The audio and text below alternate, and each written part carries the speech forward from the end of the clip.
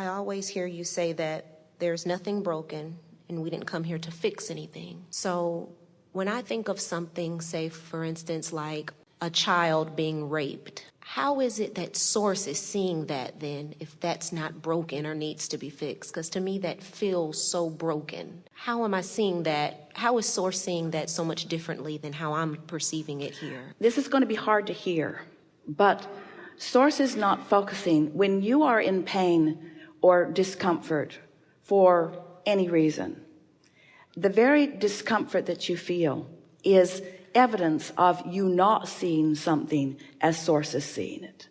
And we know the most difficult conversation that we ever have with anyone about being the creator of your reality, or about being a child who is barely beginning to create their own reality, when something happens where it is obvious that someone is controlling them in some way, it's hard to hear that you are the creator of your own reality under those conditions. But it is always, always, always, always true. So sometimes people will say, well, Abraham, I don't believe that I am the creator of my own reality because I know for sure I would not have created that. And we say, we didn't say you created it on purpose, but we did say that you created it. So how would I create it? Well, you offered a vibration that was a vibrational match to it.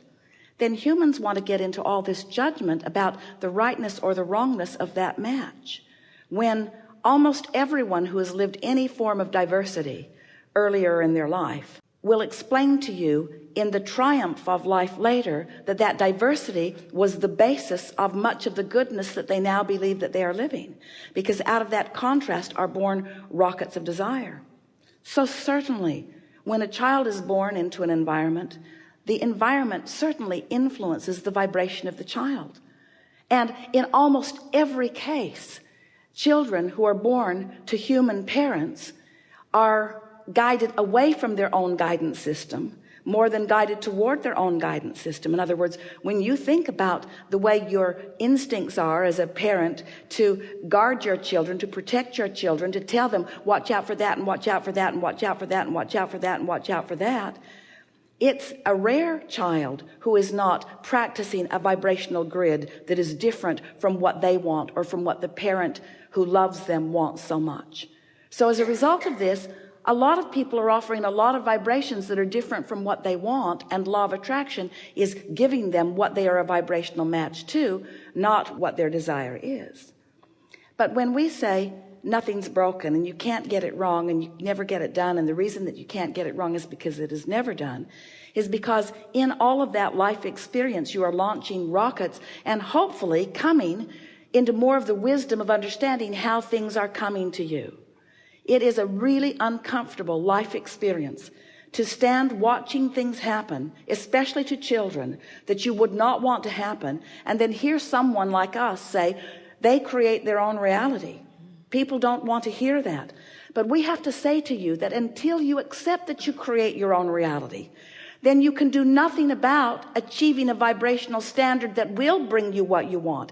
If you don't understand that you create your own reality, then you're not making any effort at choosing the vibrational disc that you're on, and you have no control of what comes to you. If you're just thinking the thoughts that are coming, then you want to be born to someone that understands, and you want to live in a guarded neighborhood, and you better live in a house that's all boarded up that no one can get into.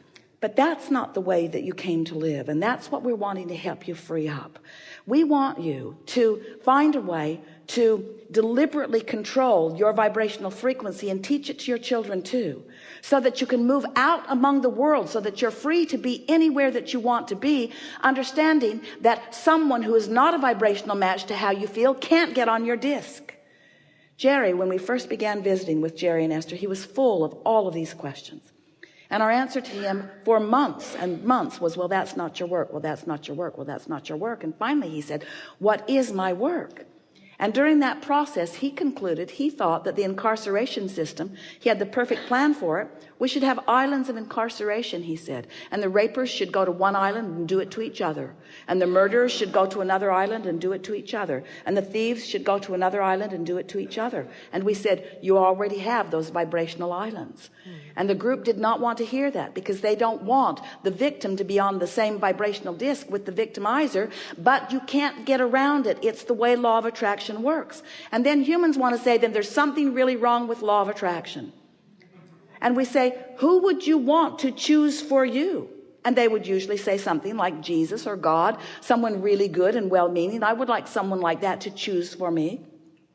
And we say, all that you believe that is good is already a vibrational match in perfect alignment to the well-being that is you.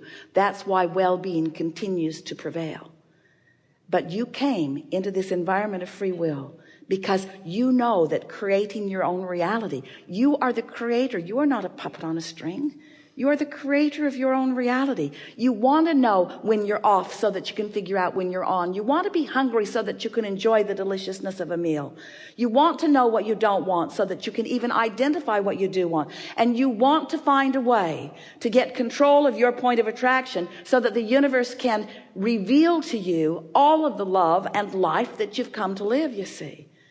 So when we say that nothing is broken, we really mean it. But we will admit we're standing back. We're looking at the big picture. We also mean that even when someone is in the depths of despair, we are not despairing with them.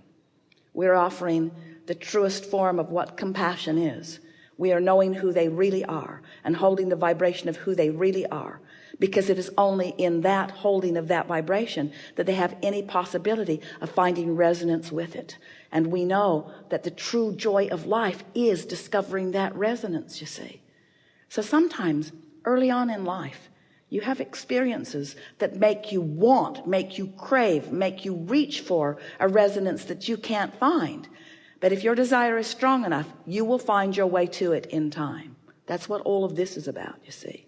You've lived enough life to know what you don't want, and you've established enough patterns of vibration of what you do want, and you've been in enough allowing that the path of least resistance opened for you, and now you are finding this stronger path of understanding how it is that you create your own reality, you see.